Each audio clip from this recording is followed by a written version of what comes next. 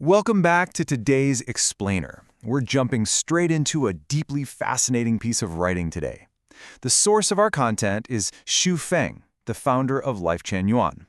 He wrote this really thought-provoking essay about a totally universal yet kind of tragic human flaw: why we are constantly missing the actual treasure sitting literally right in front of us. I mean, think about it. We're all out here chasing valuable things in life, right? Whether it's rare diamonds, a wise mentor, or a truly kind companion. We are completely wired to seek out value. But Xu Feng poses this really fundamental question. If treasures are actually everywhere, just appearing all around us, why do we constantly overlook them? Why are we completely blind to them? Well, he argues that the ultimate treasure, it's not material wealth at all, not even close.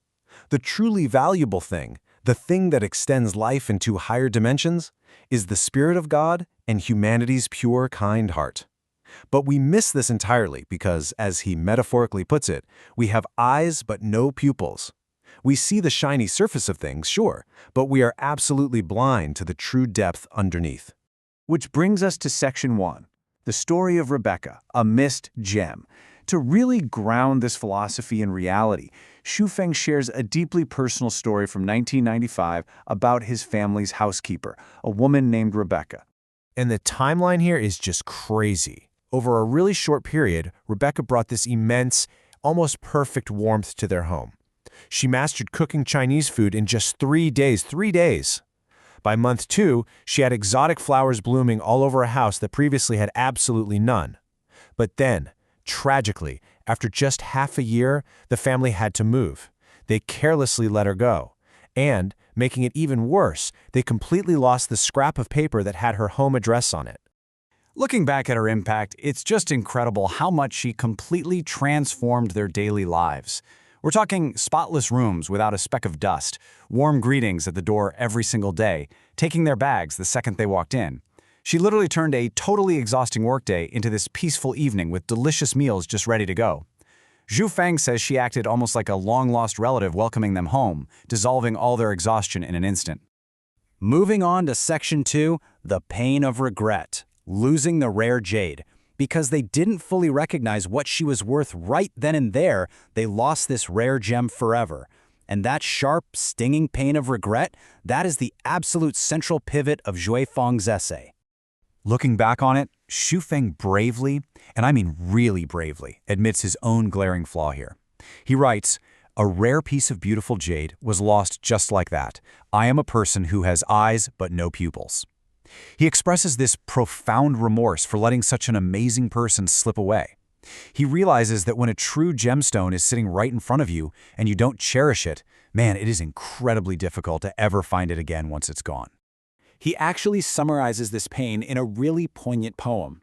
He writes, "One misstep causes eternal regret. Discarding the gemstone hurts the heart the most. Looking up to ask the heavens, whose fault is it? Having eyes but no pupils, do not blame poverty."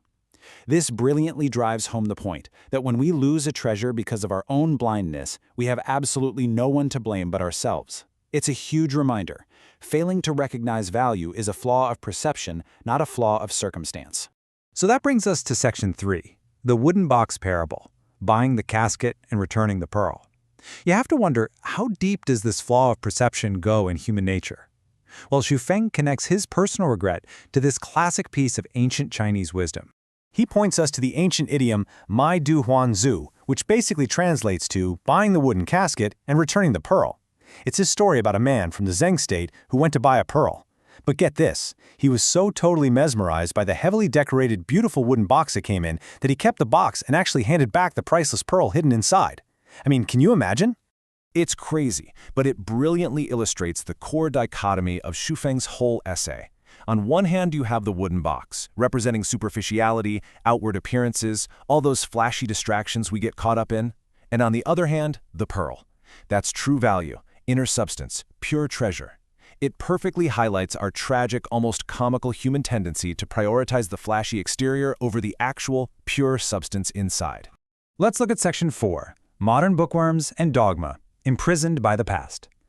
Now, Xu Feng doesn't just leave this as some ancient fable. He brings it squarely into the present day, shifting his critique to modern society, and specifically targeting a group he refers to as bookworms. So what does he mean by bookworms? He's describing modern dogmatists.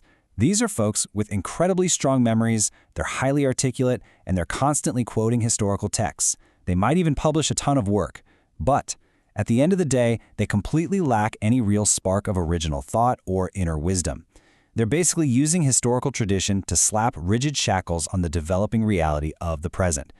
And he draws a really fascinating historical parallel here.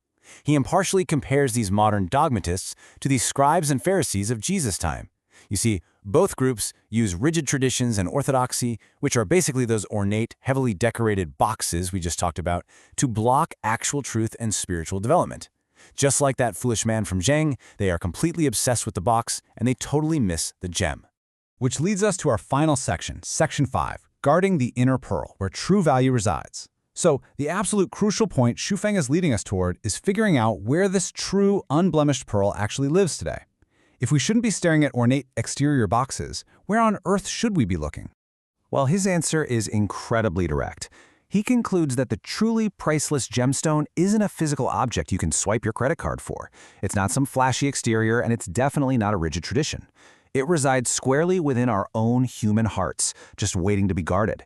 If we fail to protect this inner gem, and instead spend our lives blindly chasing the flashy wooden boxes of the external world, honestly, we're no different than that ancient man from Zheng.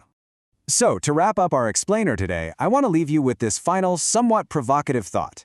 Look at your own life right now and ask yourself honestly, are you guarding the true gemstone in your heart? Or are you just running around chasing a flashy wooden box? Take a moment today to reflect on the true treasures you might be walking right past. Thanks for hanging out with me on this explainer, and hey, remember to keep your eyes open for the real pearls out there.